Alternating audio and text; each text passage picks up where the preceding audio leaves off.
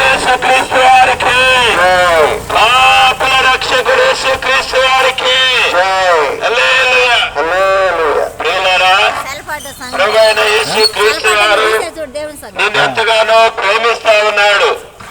ఎందుకంటే ప్రభువైన యేసుక్రీస్తు వారు భూమి ఆకాశములను కలుగు చేసినటువంటి గొప్ప దేవుడు. ఆయన వర్ణింపజాలనటువంటి ఆ పరలోకమును దేవునితో కూడా ఆరాధించబడే దేవుడు. అటువంటి మానవుడు, అటువంటి వాడు పాపులను రక్షించుటకు దేవుడి లోకానికి వచ్చినని పరిశుద్ధ గ్రంథంలో రాయబడుతూ ఉన్నది. ఎవరయ్యా పాపులంటే, లేకపోతే ఎవరు పాపం చేసిన వారంటే మేము చెప్పే మాటలు కాదండి, దైవ గ్రంథంలో రాయబడినవే. మానవుడు పుట్టుకతోనే పాపములో జన్మించాడని ఓ గొప్ప చక్రవర్తి దావీదు మహారాజు సెలవిస్తా వచ్చాడు. ఆయన ఏమన్నాడంటే, నేను పాపములో పుట్టినవాడని, నా తల్లి నన్ను పాపములోనే గర్భము ధరించిందని. అయితే ఇంకో ఆయన కూడా ఏమన్నాడంటే, అయ్యో నా పాప శిక్ష నేను భరించలేనంత గొప్పది. ప్రియులారా, మానవుని పాపానికి వచ్చే శిక్ష భరించలేనటువంటి గొప్పదని ఓ భక్తుడు రాస్తూ వచ్చినాడు. ఈ మనుషుణ్ణి ఈ భరించలేనటువంటి పాపం శిక్ష నుండి విడిపించడానికి ప్రభు అయిన యేసుక్రీస్తు వారు ఈ లోకాన జన్మించాడు. ప్రియులారా, గుడ్డివాడు మరో గుడ్డివాడికి దారి చూపగలడా? చూపలేడు. అలాగనే పాపములో పుట్టినవాడు మరో పాపిని రక్షింపలేడు. అయితే యేసు ప్రభువారు పాపం లేనివాడిగా ఈ లోకాన జన్మించాడు. ఆయన పుట్టుకలో కూడా ఎంతో గొప్ప సందేశము మానవులకు అనుగ్రహిస్తూ వచ్చాడు. ఇదిగో కన్యక గర్భవతి అయి కుమారుని కనును, ఆయనకు యేసు అని పేరు పెట్టబడినని రాయబడుతూ వచ్చింది. కన్యక గర్భవతి అయి కుమారుని కనునంటే కన్యక గర్భవతి ఎలాగవుతుందండి? అయితే పరిశుద్ధమైన ఆత్మ దేవుడు వలన గర్భము ధరించి ఆ పుట్టినటువంటి శిశువు, లేకపోతే ఆ ప్రభు అయిన యేసుక్రీస్తు వారు పాపం లేనివాడిగా జన్మించాడు. ఎందుకయ్యా అంటే పాపులను రక్షించడానికి క్రీస్తు యేసు ఈ లోకమునకు వచ్చెను. ఎవరయ్యా పాపులంటే ఇందాకే చెప్పాం, జన్మ కర్మ పాపమని. ప్రియులారా, మానవుని స్వభావము మరి పుట్టుకతోనే పాపంలో ఉన్నది.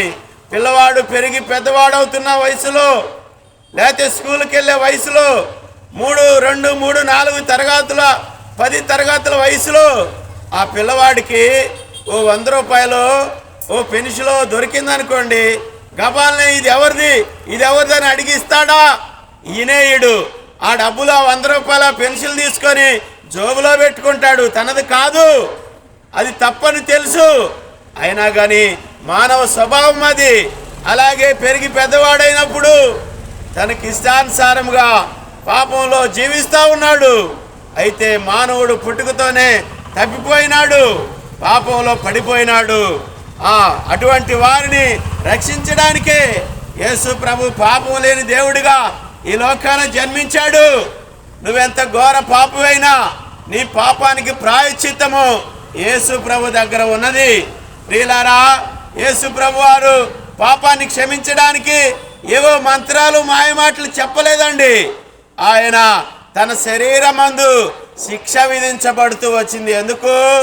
ఓ మనిషికి ఎందుకు శిక్ష వేస్తారు? ఎప్పుడు శిక్ష వేస్తారంటే తప్పు చేసినప్పుడు, అతిక్రమాలు చేసినప్పుడు, దోషము చేసినప్పుడు ఓ మనిషికి శిక్ష వేసేవారిగా ఉంటారు. అయితే యేసు ప్రభు వారు ఏ తప్పు చేయలేదు, ఆయన ఏ పాపం ఎరగలేదు. పాపం అనేది యేసు ప్రభువుకు తెలియదు. అయితే కూడా ఆయన శిక్ష వేశారు. ఎటువంటి శిక్ష అది? ఎప్పుడైనా గమనించావా ప్రియులారా? ఈ లోకంలో పోలీసు వారు పట్టుకొని జైల్లో శిక్ష వేస్తారు. అది జైల్లో పెడితే బయట తిరిగేదానికి లేదు. తిండి, నీరు, మరి దాహము అన్నీ కూడా ఆ శిక్ష వేసిన వారికి ఉంటాయి. అయితే యేసుప్రభువారు నీ కొరకు శిక్షను భరించాడు. ఇది ఎటువంటి శిక్ష అంటే ఇది ఘోరమైన శిక్ష. ప్రియులారా, మానవుని పాపానికి వచ్చినటువంటి ఆ ఫలితం ఏంటంటే ఘోరమైన శిక్షను ప్రభు అయిన యేసుక్రీస్తు వారు కల్వరి శిలువలో పొందాడు. ఆయనను కొరడాలతో కొట్టారు. ఆ కొరడాలకి చివరిలో కొక్కేలు ఉన్నాయి, ఇనప కొక్కేలు. ఆ కొక్కేలతో యేసుప్రభు వారి దేహం అంతా చీల్చబడుతూ వచ్చింది. ప్రియులారా, ఓ రైతు నాగలతో భూమిని దున్నినట్లుగా యేసుప్రభు వారి దేహము ఆ కొరడా కొక్కేలతో దున్నబడుతూ వచ్చింది. ఇది ఘోరమైన శిక్ష కాదా? ఇది అంతేనా అంటే కాదండి. అలాగే వీపంతా దున్నారు. ఆయనను మరి తలలో ముళ్ళ కిరీటం పెట్టారు. తలకు ముళ్ళ కిరీటం అంతేనా అంటే కాదు. కాళ్ళల్లో చేతుల్లో మేకులు కొట్టారు. వీళ్ళారా మరి పక్కలో బళ్ళెం పోటుతో పొడిచారు. అయితే యేసుప్రభువారు తను గొప్ప ఆ పాపము శిక్షను భరించాడు. ఎందుకొరకు? నీ కొరకే నా కొరకే ఆయన ఆ కల్వరి శిలువలో గొప్ప ప్రాణమును ధారపోసి, అంతేకాదు చనిపోయి సమాధి చేయబడ్డాడు. 3వ దినాన సజీవుడై తిరిగి లేచాడు. ప్రియులారా, ఈ లోకంలో ఎవరైనా ఉన్నారా? చనిపోయి సమాధి చేయబడి తిరిగి లేచిన వారు ఎవరు? ఒక్క ప్రభు అయిన యేసుక్రీస్తు వారే. ఆయన వచ్చాడు, నీ పాపానికి ప్రాయశ్చిత్తం చేశాడు, నీ పాపం కొరకై చనిపోయాడు, సమాధి చేయబడ్డాడు, 3వ దినాన తిరిగి లేచాడు. నేను ఆయనను బంధించలేకపోయింది, సమాధి ఆయనను బంధించలేకపోయింది. ఎందుకంటే ఆయన ఎక్కడి నుంచి వచ్చాడు? పరలోకం నుండి, దేవుని యొద్ద నుండి వచ్చాడు. తిరిగి అక్కడికి వెళ్ళాడు. ప్రియులారా, నీవు నమ్మి నీ జీవితంలో ప్రభు యేసుక్రీస్తు వారిని సొంత రక్షకుడిగా అంగీకరిస్తే నీ జీవితంలో గొప్ప మార్పు జరుగుతుందండి. నీ జీవితంలో ఉన్న ఆ పాపం అంతా పోతుందండి. నా జీవితం కూడా ఒకప్పుడు అట్లే ఉంది. యేసుప్రభు వారిని నమ్ముకోకముందు నేను కూడా పాపంలో జన్మించిన వాడిని, పాపంలో పుట్టిన వాడిని, చాలా ఘోరమైన పాపం చేసిన వాడిని. ఈ పాపం నన్ను పట్టుకుంది. ఇప్పుడు నువ్వు చనిపోతే ఎక్కడికి వెళ్తావు? ఈ పాపంలో చనిపోతే ఎక్కడికి వెళ్తావని పాప భయము, మరణ భయము నన్ను పట్టుకుంటూ వచ్చింది. అప్పుడు దేవుని వాక్యంలో నుండి, ఈ పరిశుద్ధమైన గ్రంథం బైబిల్లో నుండి కొన్ని మాటలు నాకు తెలియబడుతూ వచ్చినాయి. అవి ఏంటంటే, ఏం చెప్పాడంటే, అయ్యా నీ పాపాల కొరకై నేను చనిపోయాను, నీవు మరలా బ్రతకడాని కొరకై నేను తిరిగి లేచాను, నీ పాపాలను ఒప్పుకుంటే నేను క్షమిస్తానని ఈ దైవ గ్రంథంలో రాయబడిన మాటలు నాకు దొరుకుతూ వచ్చినాయి. ప్రియులారా, ఇది నిజమా అని నేనేం చేశానంటే, యేసు ప్రభువా నేను పాపిని, నన్ను క్షమించు, నా పాపములన్నీ నీ రక్తంలో కడిగి నన్ను పరిశుద్ధులుగా చేయమని ప్రార్థన చేసుకుంటూ వచ్చినాను. ప్రియులారా, అద్భుతంగా ఆశ్చర్యకరంగా నా బ్రతుకు మారింది, నా జీవితం మారింది. ఇప్పుడు నేను చనిపోతే పరలోక రాజ్యం వెళ్తానని విశ్వాసము, నిరీక్షణ, ఆ ధైర్యం నాకున్నది. మరి నీకున్నదా? నీవు కూడా అదే పాపంలో జీవిస్తా ఉంటే ఇప్పుడే యేసు ప్రభువారు నిన్ను ప్రేమతో ఆహ్వానిస్తా ఉన్నాడు. ప్రయాసపడి భారం మోసుకొనుచున్న సమస్త జనులారా, నీ భారం ఎంత గొప్పదైన యేసు ప్రభువారు విశ్రాంతి, నెమ్మది ఇచ్చేవాడు. ప్రియులారా, ఇంకా ఎక్కువగా అధికంగా తెలుసుకోవాలంటే విరాక ప్రార్థనా మందిరం ఐతానగర్లోనే స్టేట్ బ్యాంక్ ఎదురుగా ఉన్నది. అక్కడ దేవుని సేవకులు కుటుంబంగా ఉన్నారు. ఏ భేదము లేదు. నిన్ను ప్రేమతో ఆహ్వానిస్తూ ఉన్నాం. కొంతమందికి కొన్ని స్థలాల్లోనే ఆహ్వానం ఉంటుంది, కానీ ఈ దేవుని మందిరానికి అందరూ ఆహ్వానితులే. ఈ స్థలాన్ని విడిచిపెట్టి మేము ముందుకెళ్తున్నాం. నీ కొరకు దేవుని సేవకులు ప్రార్థించేవారుగా ఉన్నారు. నీవు ఉన్న చోటనే కళ్ళు మూసుకొని దేవుని మాటలు ఆలకిస్తే దేవుని వాక్యం నీ వద్దకు వస్తుంది. ప్రార్థన చేసుకుంటాం.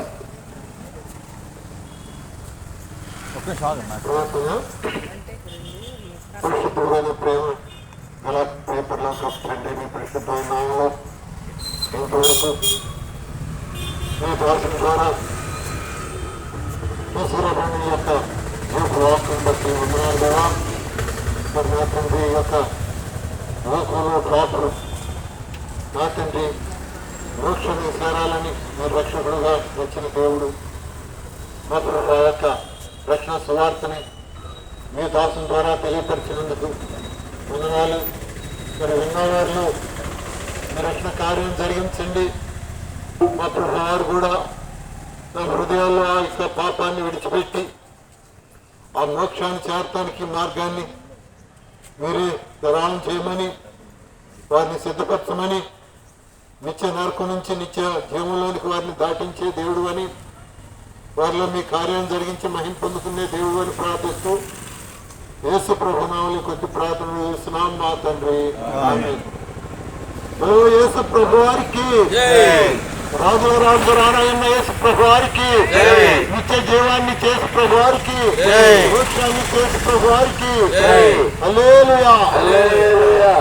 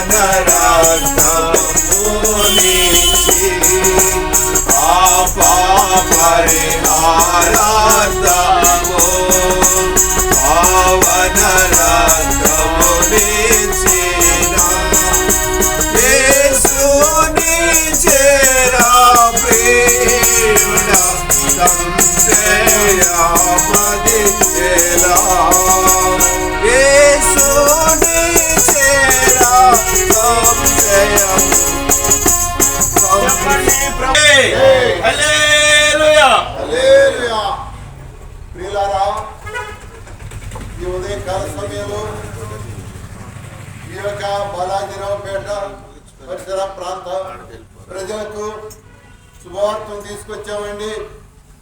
ఏంటంటే ఆ శుభవార్త యేసు ప్రభు రక్షణ వార్త. యేసు ప్రభు ప్రేమతో పిలుస్తున్నాడు. పిల్లరా, ప్రేమతో ఆయన ఎందుకు పిలుస్తున్నాడంటే ఈ లోకంలో ఈ యొక్క మనుషులందరూ పాపంలో చెడిపోయి ఉన్నారు, పాపంలో మునిగిపోయి ఉన్నారు, పాపంలో జీవిస్తూ ఉన్నారు. పాపం వలన వచ్చి జీవితం మరణం అని దేవుని వాక్యం తెలుస్తుంది. పిల్లరా, పాపం అంటే ఏదో కాదండి. ఈ యొక్క హృదయంలో అనేకమైనటువంటి పాపక్రియలు దాగి ఉన్నాయి. అందుకే దేవుని వాక్యం ఈ రీతిగా సెలవిస్తుంది. హృదయం అన్నిటికంటే మోసకరమైనది, అది బహు ఘోరమైన వ్యాధి గలదని దేవుని వాక్యం సెలవిస్తుంది. హృదయంలో అనేకమైనటువంటి చెడు గుణాలు దాగి ఉన్నాయి. అవి ఏమిటంటే ఈ యొక్క మోహము చూపు, మోహ తలంపులు, ఈ యొక్క దుష్ట ఆలోచనలు, అబద్ధములు, మోసములు, కృత్రిమములు, అసూయ, ద్వేషము, పగ, ప్రతీకారం, ఈ యొక్క మత్సరములు, కామ వికారములు, దూషణలు ఈ యొక్క మనిషిని ఈ యొక్క హృదయంలో ఉండి మనిషిని అపవిత్రపరుస్తున్నాయి. అందుకే హృదయం అన్నిటికంటే మోసకరమైనది, అది బహుఘోరమైన వ్యాధి గలది. దాన్ని గ్రహించగలవాడు ఎవరని దేవుని వాక్యం సెలవిస్తుంది.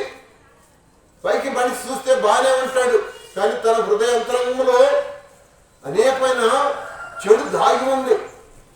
ఆ యొక్క చెడు ఎవరు తీసివేయలేరండి. అది ఏ మనిషి వల్ల కూడా కాదు, ఆ హృదయాన్ని పరిశుద్ధపరుస్తూ. కాబట్టి యేసు ప్రభువు ఈ రీతిగా సెలవిస్తున్నాడు, హృదయం అనే తలుపు వద్ద నేను తట్టుచున్నాను. ఎవడైనా నా స్వరమిని తన హృదయం అనే తలుపు తీస్తే నేను వచ్చి తన యొక్క హృదయంలో ఉన్న చెడు అంతా తీసివేస్తానని యేసు ప్రభు సెలవిస్తున్నాడు. ప్రియుడా, నీవు యేసు ప్రభుని నీ రక్షకుడు అంగీకరిస్తే ఆయన నీ హృదయంలో ఉన్న యొక్క చెడు అంతా తీసివేసి నీకు నిత్య సంతోషం ఇస్తాడు. అందుకే దేవుని వాక్యం ఈ రీతిగా సెలవిస్తుంది, ప్రయాసపడి భారం మోసుకొనిస్తున్న సమస్తమైన జనులారా నా యొద్దకు రండి, నేను మీకు విశ్రాంతి కలుగు చేస్తాను అంటున్నాడు. ఏంటండి ఆ యొక్క ప్రయాసపడే భారం అంటే? అనేకమైన భారాలు ఉన్నాయండి లోకంలో.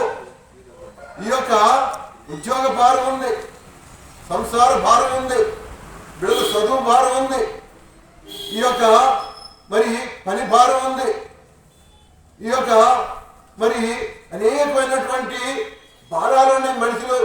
వ్యవసాయ భారం ఉంది, మరి అప్పుల భారం ఉంది, ఎన్నో భారాలు ఉన్నాయి. ఆ భారాలన్నిటినీ గురించి దేవుడు సెలవిస్తున్నాడు. ఆ యొక్క భారం తీసివేయటం నా వల్ల కాలేదని ప్రతి మనిషి కూడా నేను ఎంతో కష్టపడుతున్నాను, కానీ ఈ కష్టం తీర్చలేదని ఎంతో బాధపడుతూ ఉన్నాడు మనిషి. ఆ యొక్క భారాన్ని తీసివేయాలంటే దేవుడు ఒక్కడే తీసివేయగలడు. ఏ మానవుడు కూడా మనిషి భారాన్ని తీసివేయలేడు. కాబట్టి ప్రియులారా, ఆ యొక్క దేవుడు అండి, ఆయన దేవాతి దేవుడు. ఆయన నిన్ను ప్రేమిస్తున్నాడు, ఆయన నిన్ను ఎంతగానో ప్రేమిస్తున్నాడు. అందుకే నీ భారాన్ని ప్రయాసపడి భారంలో చూస్తున్నా సమస్తమైన జిల్లా నా యొక్క ప్రాణాన్ని మీకు విశ్రాంతి ఇస్తాను అంటాడు. నీ భారం అంతా తీసివేస్తాడు, నీకు నెమ్మదిస్తాడు, నీకు సమాధానాన్ని ఇస్తాడు, నీకు సంతోషాన్ని ఇస్తాడు. అందుకే ప్రేమతో పిలుస్తున్నాడు దేవుడు. కాబట్టి పిల్లారా, దేవుని మాట అంగీకరించాలని మీకు ఉదయకాల సమయంలో తెలియజేస్తున్నామండి. ఈ యొక్క మనిషి ఎంతో చెడిపోయి ఉన్నాడు. ఆ యొక్క చెడు తను తీసుకోలేకపోతున్నాడు. కానీ ఎన్నో ఈ యొక్క దాన ధర్మాలు చేస్తున్నాడు ఈ యొక్క స్వర్గం చేరాలని మనిషి. కానీ ఆ స్వర్గం చేరాలంటే ఈ యొక్క మనిషి దాన ధర్మాల వల్ల కాదండి. ఈ యొక్క ప్రతి గ్రంథంలో రాయబడి ఉన్నది ఏమిటంటే ఈ యొక్క రక్తం ప్రోక్షణ లేకుండా పాప నివారణ జరుగుతుంది. ఆ యొక్క రక్తం ఎలాంటి రక్తం కావాలంటే పరిశుద్ధమైన రక్తం కావాలి. ఏ మనిషిలో కూడా పరిశుద్ధమైన రక్తం లేదు, ఏ జంతువులో కూడా పరిశుద్ధమైన రక్తం లేదు. అందుకనే ఆ యొక్క రక్తం వల్లనే పాపానికి శుద్ధి. ఆ పాప శుద్ధి కావాలంటే పరిశుద్ధమైన రక్తం కావాలి. ఆ రక్తం దేవాతి దేవుడిదే. దేవుడు ఒక్కడే పరిశుద్ధుడు, ఏ మానవుడు కూడా పరిశుద్ధుడు కాడు. కాబట్టి దేవుడే ఈ లోకానికి మానవుడిగా వచ్చాడు. ఆయన పేరే యేసు ప్రభు. ఆయన ఈ లోకానికి కన్యక గర్భాన పరిశుద్ధమైన ఈ యొక్క జన్మం జన్మించాడని, ఆయన పరిశుద్ధమైన జన్మలో ఆ యొక్క జన్మలో పరిశుద్ధమైనది. ఆయన జీవించిన జీవితం 33.5 సంవత్సరాలు ఈ లోకంలో జీవించాడు. ఆయన 33.5 సంవత్సరాలు కూడా పాపము లేకుండా జీవించాడు. అందుకనే దేవుడు యేసు ప్రభు లోకంలో జీవించి ఉన్న సమయంలో నాలో పాపం ఉన్నదని ఎవరైనా నిరూపించగలరని లోకంలో ప్రశ్న వేశాడు. ఆ ప్రశ్నకు జవాబు ఎవరు చెప్పలేకపోయారు. కాబట్టి ఆయన పరిశుద్ధుడైన దేవుడు ఈ యొక్క పాపిని పరలోకాన్ని చేర్చడానికి నీ యొక్క పాపాన్ని నా పాపాన్ని అన్ని ఆయన వీపు పైన వేసుకొని ఆ యొక్క కల్వరిలో నీ కొరకు గొర్రె పిల్ల వలె వధించబడ్డాడండి. నీ కొరకు రక్తాన్ని కార్చాడు. నీ పాపానికి శుద్ధి చేస్తానికి నువ్వు ఎంత దొంగమైనా సరే, నువ్వు ఎంత వ్యభిచారమైనా సరే, నువ్వు యొక్క అబద్ధికుమైనా సరే, నువ్వు త్రాగుబోతుమైనా సరే, నువ్వు జోదలాభ విమోచన. కాబట్టి ఆయన నీ కొరకు నా కొరకు ఆ యొక్క రక్తాన్ని, పరిశుద్ధమైన రక్తాన్ని, పాపం లేని దేవుడు నీ యొక్క పాపాన్ని అంతటి పరిహరించడానికి ఆయన బలి పశువుగా వచ్చి బలైపోయాడు. ఆ యొక్క కల్వరి సిలువలో ఆయన రక్తాన్ని చివరి బట్టి వరకు కార్చాడు. ఆయన రక్తంలో పాపానికి శుద్ధి ఉంది, ఆ పాపానికి విమోచన ఉంది.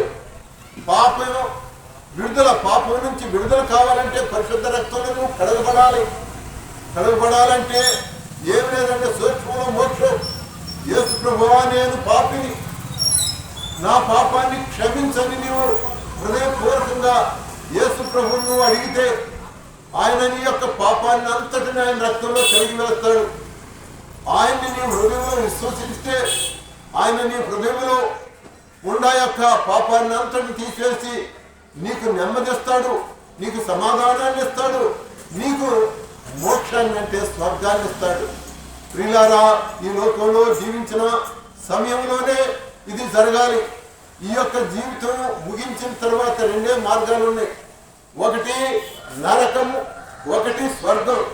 స్వర్గం అంటే మోక్షం. ఆ మోక్షానికి వెళ్ళాలంటే ఈ యొక్క యేసు ప్రభు రక్తం ద్వారానే ఆ మోక్షానికి వెళ్తాం. లేదా ఈ యొక్క నరకం కాసుకొని ఉంటుంది. ఈ యొక్క శరీరం వదలంగానే ఆత్మకి సాగు లేదండి. ఆత్మ అగ్నిలో కాలిపోవాల్సిందే ఉదయగాలు. ఆ అగ్ని ఆడదు, ఈ ఆత్మ సాగదు. పిల్లారా, అందుకే యేసు ప్రభు చెప్తున్నాడు, నేనే మార్గమును, నేనే సత్యమును, నేనే జీవమునై ఉన్నాను. నా ద్వారానే తప్ప స్వర్గానికి ఎవరు ప్రవేశింపలేరని యేసు ప్రభు చదివిస్తున్నాడు. కాబట్టి పిల్లారా, నువ్వు యేసు ప్రభుని హృదయంలో విశ్వసిస్తే చాలు, ఆయన నీ హృదయంలో ఉన్న పాప భారం అంతా తీసేస్తాడు. నీ యొక్క పాపాన్ని అంతటిని కడిగి వేస్తాడు. నిన్ను పరిశుద్ధంగా చేస్తాడు. నీకు నిత్య మోక్షాన్ని ఇస్తాడు. నీ ఉదయగాలు ఆ యొక్క మోక్షంలో సంతోషం, ఆనందంతో జీవిస్తావు. ఈ లోకంలో బ్రతికేది మనిషి బ్రతికితే 100 సంవత్సరాలు బ్రతుకుతాడు, ఎక్కువ బ్రతికితే. అయితే ఈ యొక్క నిత్య స్వర్గం అంటే ఉదయగాలు, అది మరణం లేదండి. ఉదయగాలు జీవించే జీవితం అది. అట్టి జీవితం కావాలంటే యేసు ప్రభువును సొంత రక్షకుడు అంగీకరించాలని ప్రభు పేరిట మీకు మనం చేస్తున్న ఇదే రక్షణ సువార్త. ప్రియులారా, ఇంకా మీరు తెలుసుకోబోయే ఈ యొక్క ఐక్యనగర్లోని ప్రార్థన మందిరం ఉంది. అక్కడ దైవజనులు ఉన్నారు. ఇంకా మీకు ఉపరితరంగా ఇంకా దేవుని యొక్క సత్యాన్ని మీకు తెలియపరుస్తారు. రండి, వినండి. రక్షణ పనులు ఇదే అనుకూల సమయం, ఇదే రక్షణ దినం. ప్రేమ నమ్మకం తండ్రి, హృదయకాలం సజీవులకి ప్రభా నాయన, మేము కూడా ప్రభా అయ్యా చెప్పుటకు నాయన అనగంలో నాయన మేము మాటలు పట్టుకోవడం తండ్రి, అనేక మంది విన్నారు తండ్రి. తరగతి ద్వారా, మాటల ద్వారా, వాక్యాల ద్వారా నాయన మీకు కూడా జ్ఞాపకం చేసుకుంటుంది. ఎవరైతే ఏర్పాట్లు ఉన్నారో అందరినీ జ్ఞాపకం చేసుకుంటుంది. సర్వసృష్టి నాయన, సర్వసృష్టికి వాక్ చెప్పుకున్న గొప్ప దేవుడు ఎదుర్కోవాలి. ఎంతమంది వారందరూ జ్ఞాపకం చేసుకుంది. అక్కడ నమ్ముతున్నాను తండ్రి, సహాయం చేయాలి. ఏ ఒక్కరు నటించుకోవడం నాకు ఇష్టం లేదని దేవుడు తండ్రి. అందరిని పెట్టే ప్రభా, ఈ లోకంలో ప్రభా ఆయన అనేక చోట్ల వార్త వినబడుతున్నది. అనేక మంది రక్షణ పొందాలి, మార్పు పొందాలి తండ్రి. ఈ నీ నిత్యరాజ్యం ఉండాలని సంఘాలను పట్టుకోగలుగుతుంది. నేను ముందున్న సమయాన్ని కూడా జ్ఞాపకం చేసుకుంటాను. ఇప్పుడు కూడా జ్ఞాపకం చేసుకుని సహాయం చేయమని నీ దైవస్థలకు అప్పగిస్తూ ఏసునామ స్తుతించి ప్రార్థించి వెళ్ళిపోతున్నాం.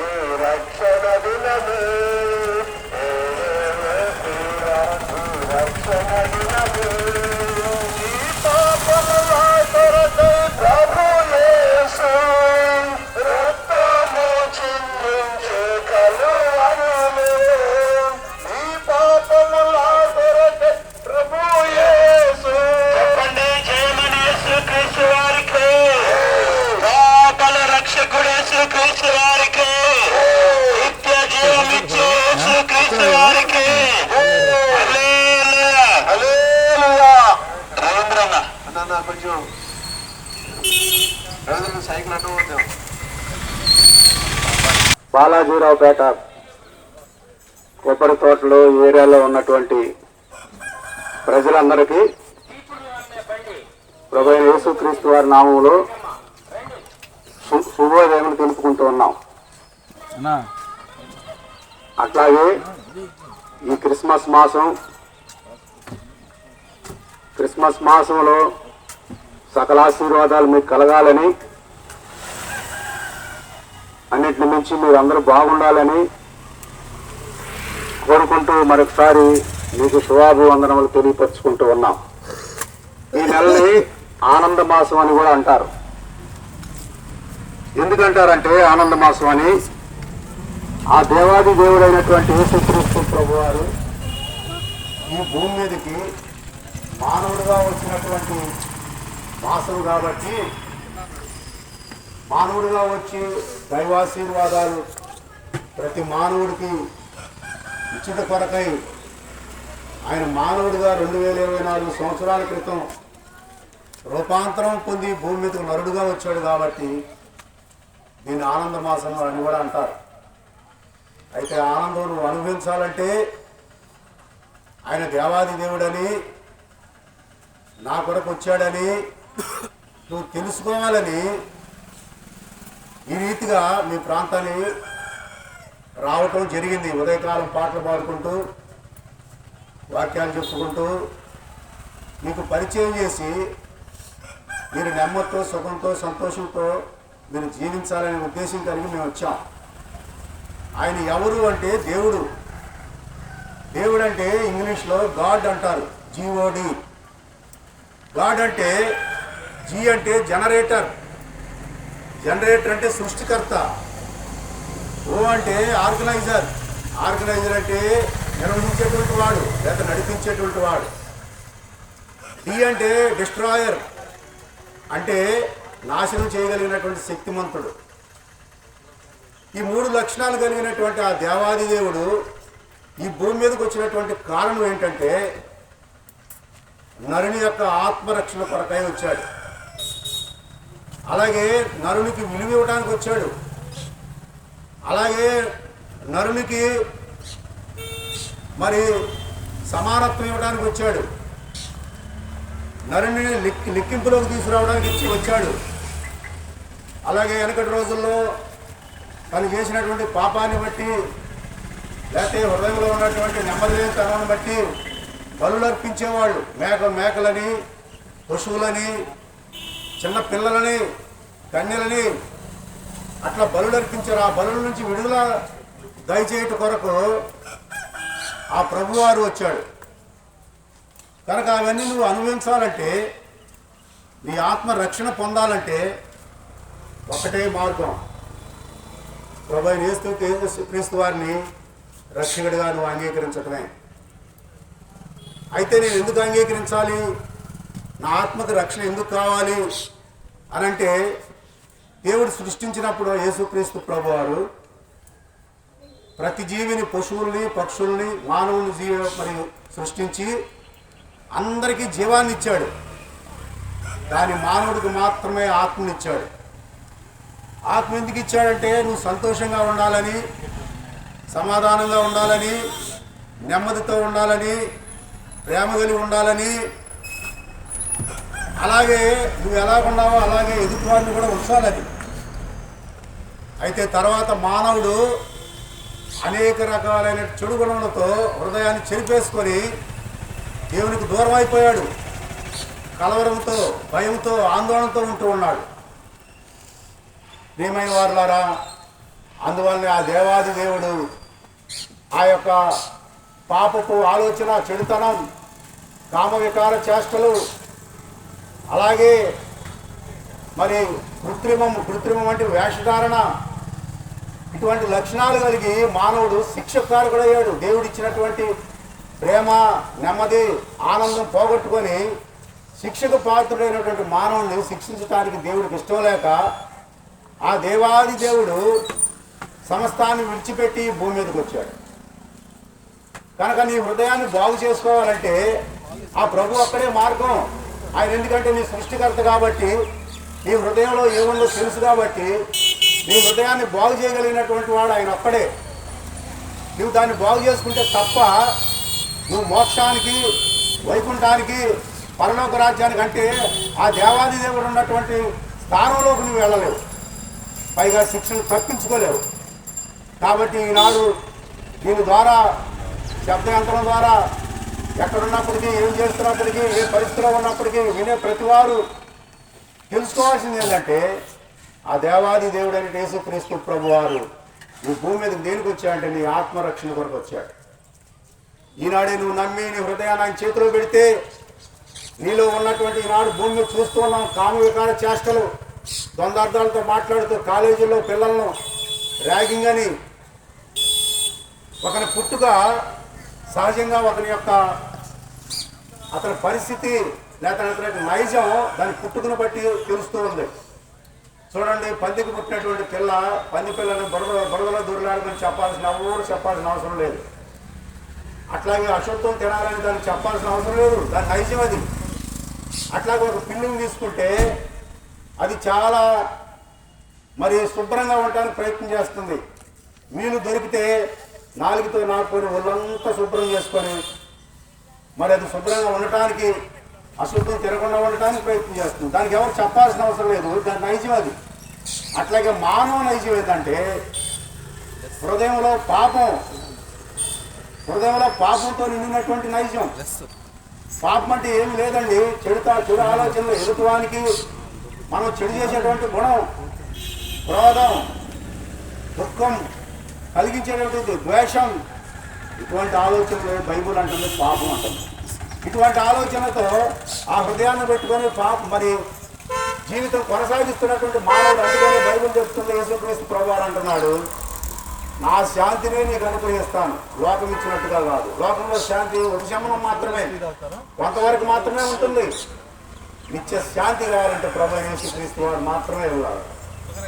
అందుకే నా యుద్ధకు రా, నా ఎద్దకు వచ్చి నీ హృదయాన్ని, చెడిపోయిన హృదయాన్ని నాకు ఇచ్చేయి, నేను నిన్ను నూతన హృదయం ఇచ్చి నిన్ను బాగు చేస్తాను. తద్వారా నువ్వు ఆశించినటువంటి వైకుంఠం, పరలోక రాజ్యం, లేదంటే మోక్షం నేను తీసుకెళ్తానని ఈనాడు ప్రీతిగా పలుకుతున్నాడు. ఒక మంచి పనికి ముందడుగు వేస్తే తప్పే ఉందండి. ఒక అడుగు ముందుండాలి మంచితనానికి. 1000 రూపాయలు బాకీ అడిగినప్పుడు గంట ముందే పోయి కూర్చుంటాం, అది అవసరం ఉన్నా లేకపోయినా, తీరుస్తామా లేదనేది లేకపోయినా కూడా. అటువంటిది నీకు నిత్యత్వం భూమి మీద, ఆకాశంలో కూడా, పైనటువంటి పరలోక రాజ్యంలో కూడా నీకు ప్రవేశించేటువంటి వాక్యాన్ని నమ్మి నువ్వు ఒక ముందడుగు వేస్తే నిన్ను సృష్టించినట్టు ఆ సృష్టికర్త, ఆ దేవాది దేవుడు 100 అడుగులు నిన్ను ముందుకేసి రక్షించడానికి ఈనాడు సిద్ధంగా ఉన్నాడు. ఈ కొద్ది మాటలు ముగిస్తూ ఉన్నాం. ప్రియమైన వారులారా, మరొకసారి ఈ తరుణం మీ దగ్గరికి రావచ్చు, రాకపోవచ్చు.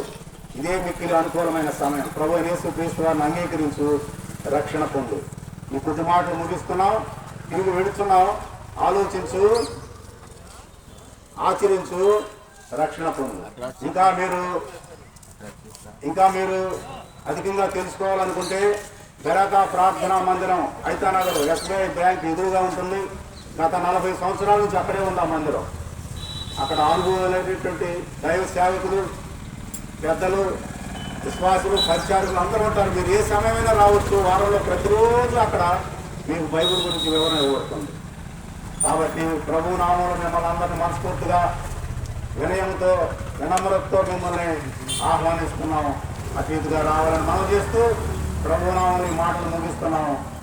మీకు మీ ఇంటి ఇల్లంతటికీ అందరికీ నేను శుభములు కలుగుగా. ప్రేమగల తండ్రి, సర్వాధికారి, మహోన్నతుడ, ఈ దివ్య నామమును బట్టి వందనాలు, స్తుతులు, స్తోత్రాలు. కొన్ని మాటలు ప్రభావ మీరు ఇచ్చినటువంటి మాటలను మేము వెల్లడిపరిచాం. ఆ మాటల ద్వారా ఎవరి హృదయంలో కార్యం తీయదలుచుకున్నారో వారి హృదయ కార్యం తీసి రక్షించుకొని మీ బిడ్డలుగా చేసుకొని ప్రభావ కొంతమందినైనా తండ్రి మీ దరి చేర్చుకోమని, మీ తండ్రి వందనాలు చెల్లించుకుంటూ మనం అంగీకరించమని యేసుక్రీస్తు ప్రభువారి నామములో అడిగి పెట్టుకుంటున్నాం తండ్రి.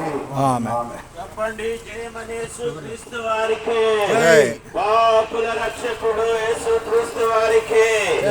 ఇంతవరకు సువార్తలు సహాయపడిన